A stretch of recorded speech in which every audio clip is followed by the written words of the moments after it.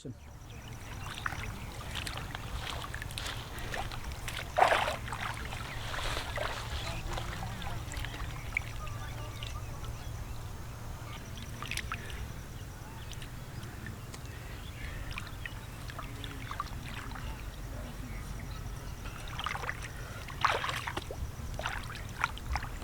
আমরা মন ভরে ঘুরবো। জানো আমার বাবা যেদিন বাড়িতে থাকে ওই দিন আমি কোনো জায়গায় যাবে পারি না, জেলখানার মতো আমার আটকায় রাখে বাড়িতে। চল আজকে আমার বাসায় যাই। তোর বাসায় যাবো কে? আজকে আমরা প্রেমনগরে যাবো। চল যাই। ওই জায়গায় নাকি সুন্দর সুন্দর হিরোর আসে। চল চল যাই। আচ্ছা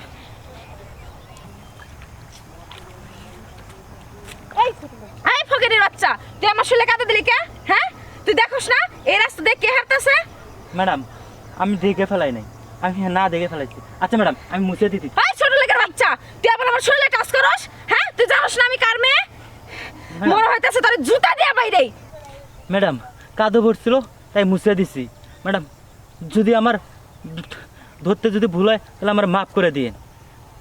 ম্যাডাম আমি জানতাম না আপনারা চেয়ারম্যানের মাইয়া এই পাশ দিয়ে যাবেন, জানলে তো আমি ভিনে নামতাম না, আগে আমি পরে নামতাম। শোন ছোট লোকের বাচ্চা, তোরে জানি আমার এই এলাকায় না দেখি।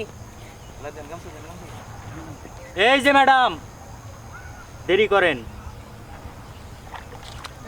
এই যে ম্যাডাম বড় লোক হলে বড় লোক হওয়া যায় না, আর গরিবরা কখনো ছোট চোখে দেখবেন না।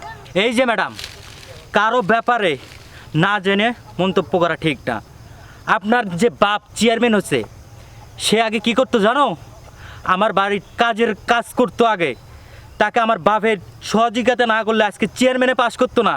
আজকে তুমি আমাদেরকেই বোকা বলো। এই ম্যাডাম আপনার বাবাকে ফোন দেন, এই মাত্র আমাদের এই জমিগুলাতে আপনার বাবা আগে হাল চাষ করে খাইতো। ও হ্যালো, কি কইলা তুমি? আমার বাবা তোমার বাড়িতে কাজ করতো? হ্যাঁ আর তোমার কথাটা শুনে জানো আমার হাসি পাইতাছে। তুমি কি পাগল হইছো? এই পাগলই হইছে। পাগল হইছে নাকি? সাহেব কি হয়েছে আপনি? ওই যে আমাদের যে চাচা ছিল না আগের ম্যানেজার, হ্যাঁ। সাইন চাচা, হ্যাঁ। তার মেয়ে অহংকারী মেয়ে। না অহংকার হবে না কে, এই যুগের মেয়ে তো বাপে তো আর শিক্ষা দেয় নাই। ও ছিল মনে হয় ঢাকার মডেল মেয়ে, তার জন্য এই অবস্থা।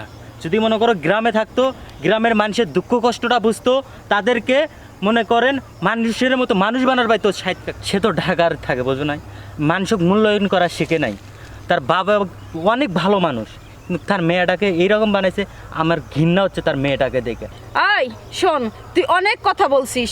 আজকে আমি আমার বাবাকে যাই বলবো যে আমার বাবা তোদের বাড়িতে চাকর ছিল কিনা, তোরে আমি দেখে নিমু। নিস বুঝছস, এই যুগের মেয়ে তো মাথায় একটু গরম, মনে করো ঠিক হয়ে যাবে। আচ্ছা আমাদের যে উত্তরপাড়ার জমিটা, এটার কি খবর? খবর ভালো। ছোট সাহেব আপনি কেদর মিদন নাবিছেন কে? আপনি এত বড় প্রভাবশালীর ঘরের একমাত্র একটা পোলা, আপনার বাবার কোনো সয় সম্পত্তির অভাব নাই, আর আপনি এই ক্ষেতের ভিতর নাইবে শরীরে কেদা মাদা ভরে আপনি কাজকাম করতেছে। এতে মানুষ দেখলি কি করবো? মানুষ না খারাপ বলবো?